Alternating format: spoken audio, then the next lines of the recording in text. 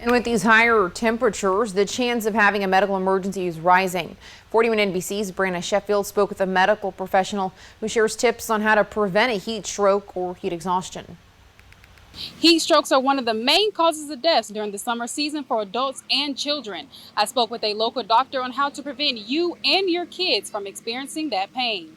Piedmont Macon Assistant Medical Director Dr. Jason Burkett says to prevent heat strokes, time your heat exposure the best you can. Drink plenty of fluids such as water, Powerade, Gatorade, and even liquid IVs. So if you're going to spend time outside, spend it in the morning or in the later afternoon or early evening if possible. Try to avoid the middle of the day when it's the sunniest and the hottest. That's going to be anywhere from 11 to 4 p.m. Buckert says staying hydrated all day is key to avoid heat strokes and heat exhaustion.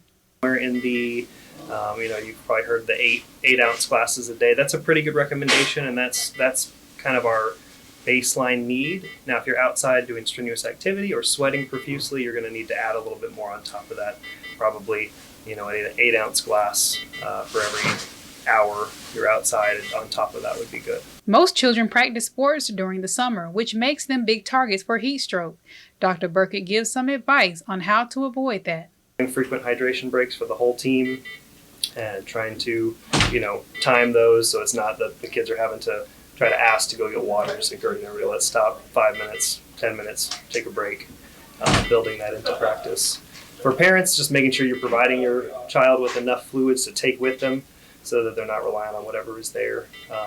And then having them hydrate before and additionally after to avoid any, additional muscle cramping or things like that. Heat exhaustion is a real issue in the South Heat.